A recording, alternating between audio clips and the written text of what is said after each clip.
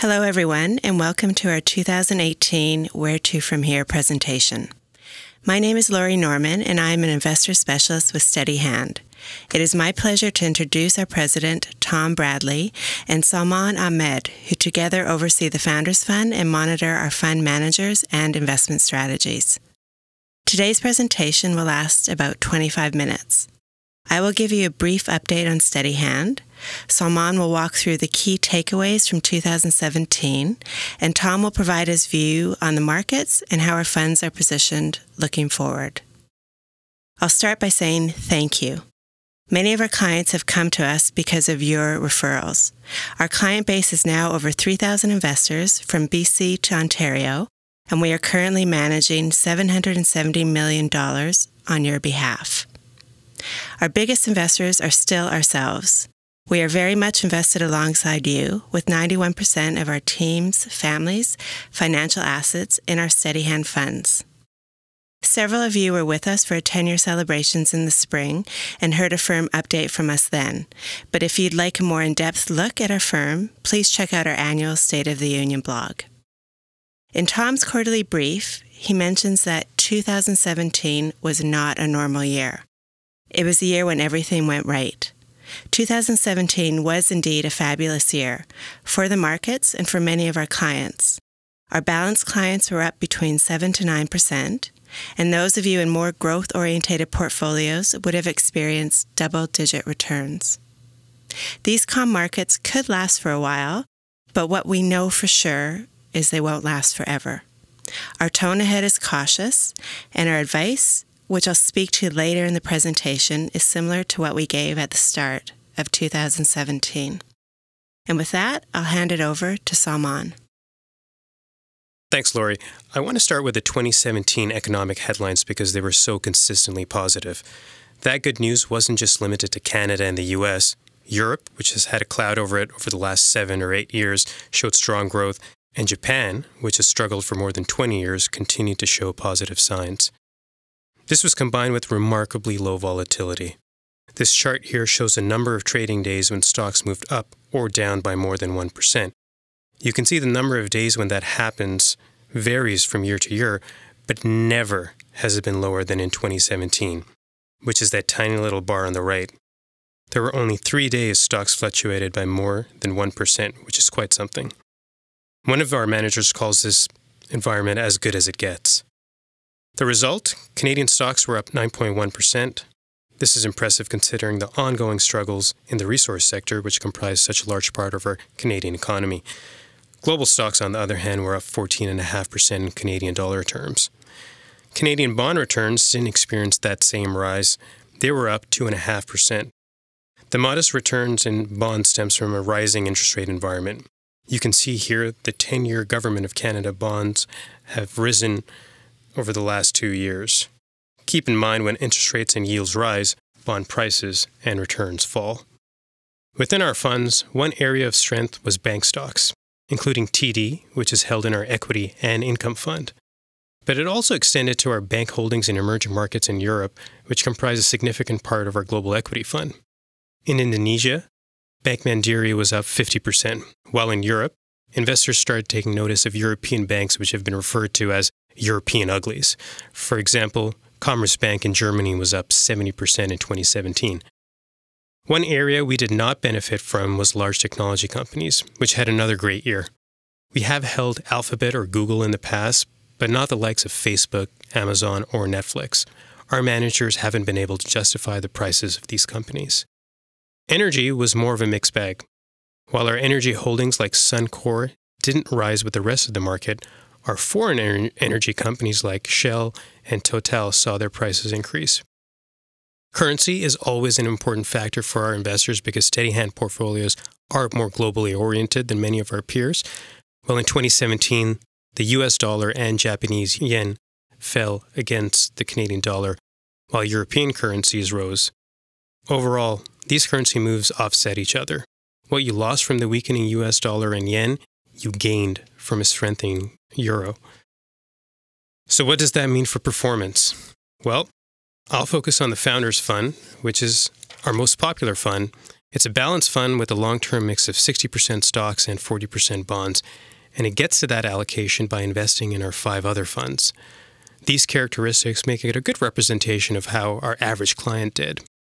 In 2017, the fund was up 7.9% after fees, and that performance was largely driven by our equity funds, which had a very strong year. Investors with a more equity-biased portfolio will have experienced double-digit returns, as you can see here. A reminder, you can find more details on these or our other funds in our quarterly report. Since its inception, which is just shy of 6 years, the Founders Fund has averaged 8.1% per year. Keep in mind, these returns are after our one simple fee. Many of you are taking advantage of our fee reductions and will have experienced higher returns.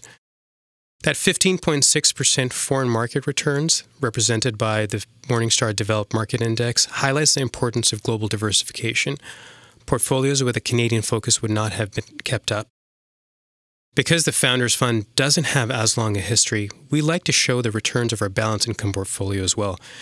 This is a model portfolio that comprises of 50% in fixed income and 50% in stocks. That portfolio has averaged 6.2% per year over 10 years, which compares favorably to an index benchmark. And we want to show this to you because it's a 10-year period and it includes both the credit crisis and our most recent bull market. Now that I've given you some color on the past, I'll pass it on to Tom, who'll talk about our thinking for the future. My job here today is to look forward. And as many of you know, I like to sort of have a framework for doing that. And so we're going to spend a few minutes talking about the fundamentals. What I mean by that is the macro stuff, economy, commodities, interest rates, and ultimately profits. We'll talk about what we're paying for assets today, or valuation, and then finally, what has become kind of a swing factor in our views, investor sentiment. So let's start with fundamentals. And I have to say that overall, when you net everything out, it's a pretty positive outlook right now for stocks.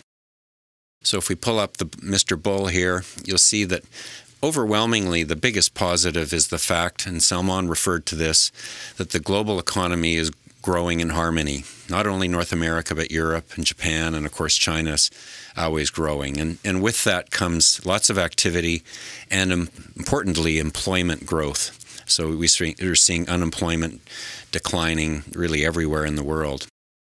Now, how is that relevant to investors? Well, ultimately, that translates into profits, and profits drive stock prices. And so that is the biggest sort of factor that we see out there, and it's a very positive one. I wanted to highlight a couple of factors on the profits because, frankly, Salman and I have scratched our heads from time to time. Profits are usually quite cyclical, but they've been staying very, very high. And one of the reasons is that over the last 3 decades, we've had extensive industry consolidation. As you look around and as you deal with companies, you've probably noticed you're dealing with fewer and fewer competitors, such that their pricing may be a little less competitive than it used to be, which leads to higher profit margins. Also, uniquely in this cycle, after 7 years of growth, albeit modest growth, we don't really have very high commodity prices. Agricultural products, metals, energy, natural gas, those sorts of things, which go into making homes, cars, furniture, those kind of things. So that also leads to superior profits. So overall, the economy working in harmony is really the big positive that's going on out there.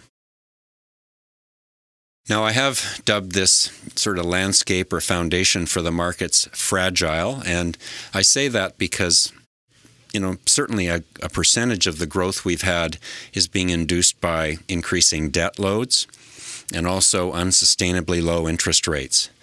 And those two things at some point have to come to an end, but so far they have been driving in economic activity. One of the things that you haven't probably been reading about yet, but I think is starting to creep into the things that we observe, is that we've got kind of a hangover from these last 8 years. We have been binging on stimulants. And I'm referring, of course, to lower interest rates, government spending, all the things that got the economy going in 09, 10, and 11, but we've kind of got hooked on them. And so we're running into capacity constraints in many industries, labor shortages, certainly here in Vancouver, but also in other parts of the country in certain industries. And of course, low interest rates make it very hard for pensions to get fully funded. The pension math is such that low interest rates, as low as we have, expand the liabilities. And so we probably have some pension issues coming forward. The final thing that sort of makes that whole outlook fragile, of course, is what's going on in Washington. And it's not just in the White House, but in the Senate and the House.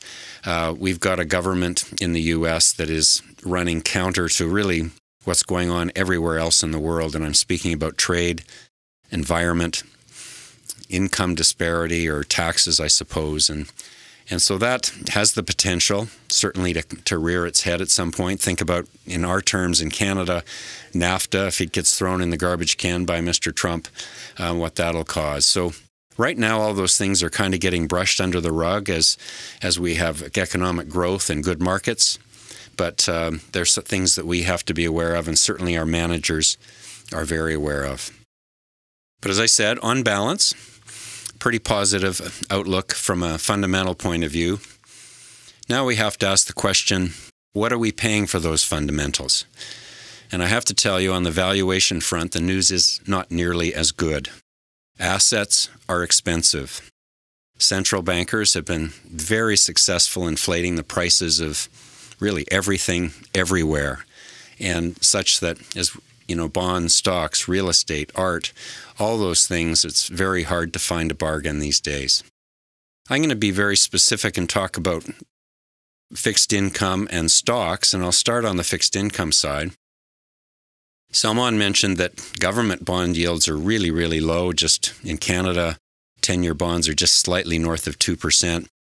But I wanted to pull up a U.S. high-yield chart. I think it encapsulates what we're seeing in the credit market, or the fixed income markets.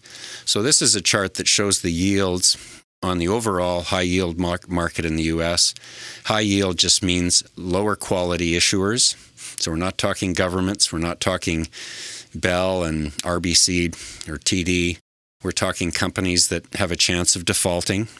There's absolutely a risk of that. And so you can see the rates in this market going back historically are as low as they've ever been.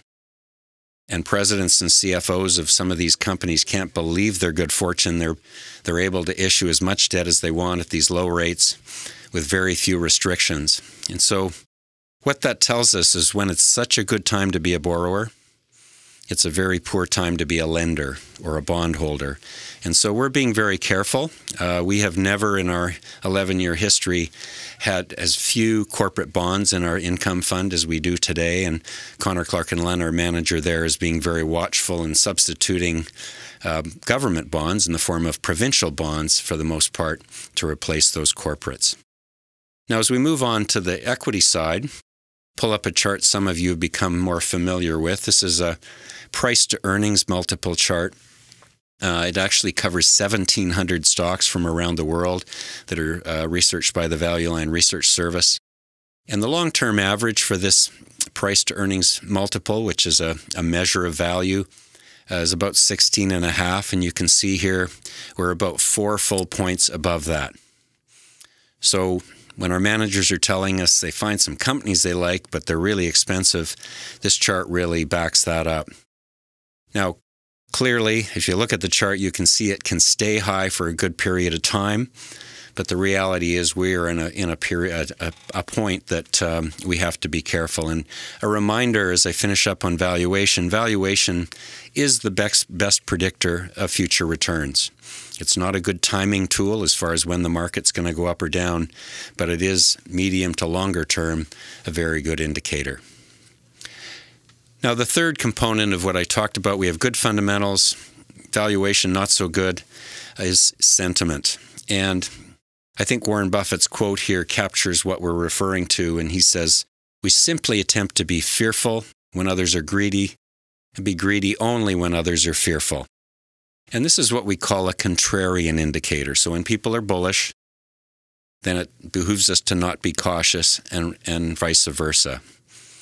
Now, if we go back 9 years and think about where we were in February of 2009, I think most of you'd agree that the fear in the market and on the street was palpable. We weren't worried. We weren't sure the banks were going to survive and that the market was ever going to go up again. Jump ahead to today. I think in the last 2 or 3 months, we've decisively moved into that right-hand side, the greed side of Mr. Buffett's meter.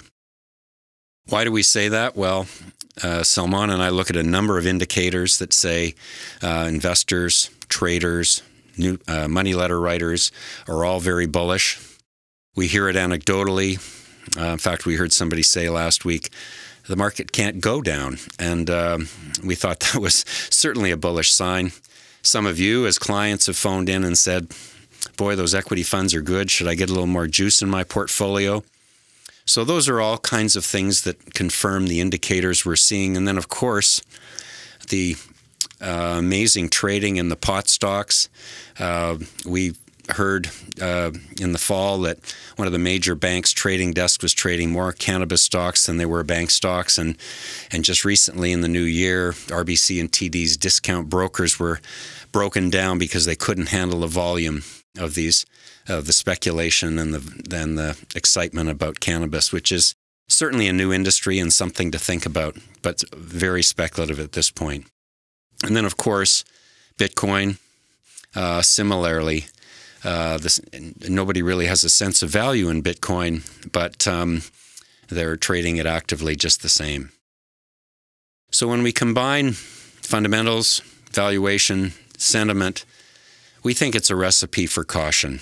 And just to summarize, when you combine high profits with us being forced to pay high valuations on those profits, and I know in my 35 years that's certainly been a bad combination. And then, of course, you layer on high debt, very low interest rates that are perhaps starting to rise, and, of course, the levels of speculation we have today. And I think it behooves us, again, to not be cautious.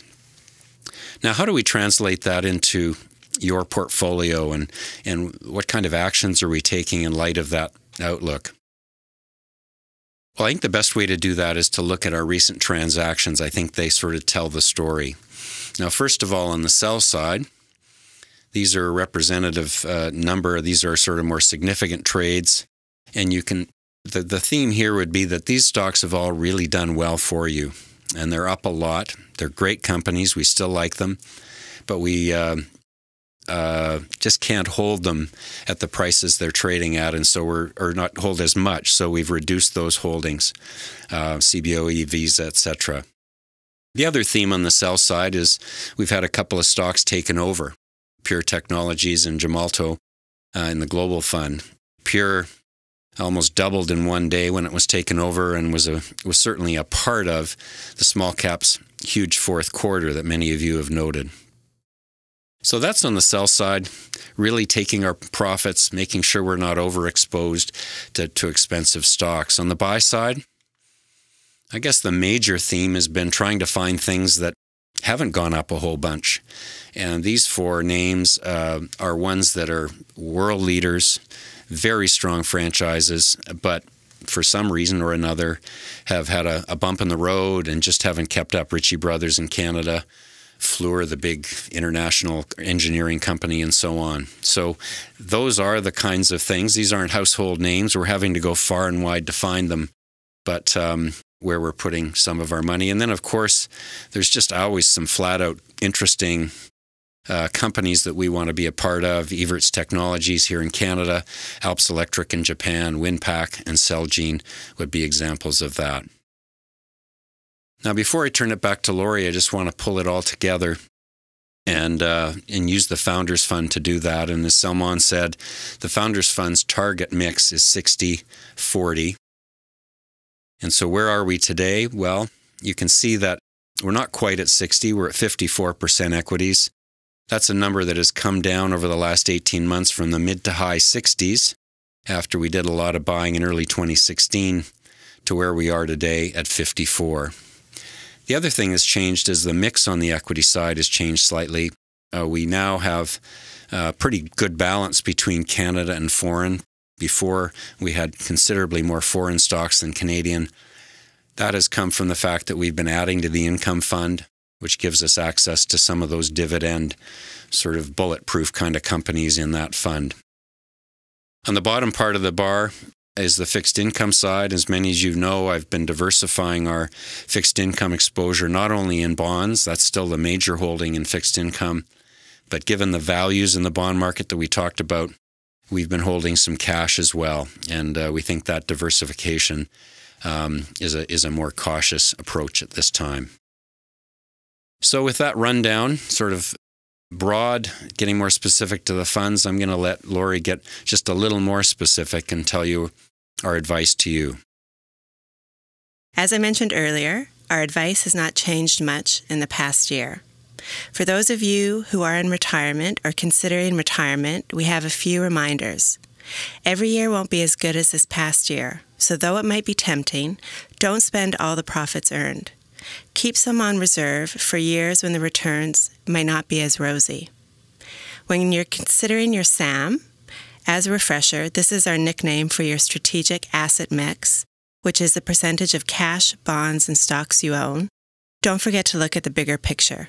Remember to take into account all of your investments, including any GICs or high-interest savings accounts you may have tucked away, as they are an important piece when building your portfolio. Rebalance. Simple advice, but not always easy to do. Sell what has gone up, buy what has gone down.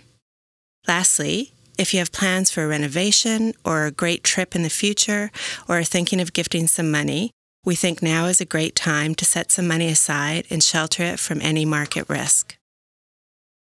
For those of you of earning, and if you are able to, saving, try to make regular contributions. Set up automatic withdrawals from your bank account to your RSPs or your TFSAs or investment accounts. It's a discipline that you don't have to think about. Combine this with the magic of compounding interest, your future self will thank you. Diversify. Don't get too carried away with the trends of the day. No one knows how the future is going to turn out, so we think it's important to own different asset classes in different sectors and different countries. We recognize the challenges and expenses related to home ownership, education, or raising, let's say, 3 kids, which I happen to have. It isn't always easy to find a balance. Our only advice on this is pay attention to your debt levels. Don't be afraid of down markets. Quietly or loudly celebrate them. When markets are down, investments are way less expensive, and future returns potentially so much better. And you're not alone in this. We are here to help guide you through these times. With that, I'll bring this presentation to an end on 2 key reports we want to bring to your attention. Our quarterly report, Salman mentioned earlier, will give you more detail on the individual funds and their performance, and we'd encourage you to review what we think is the most important document we send you, your personal investment statement. As always, we're happy to walk through your statement with you or chat about your portfolio at any time, so please either call us or set up a time to speak with us. Thank you for your time.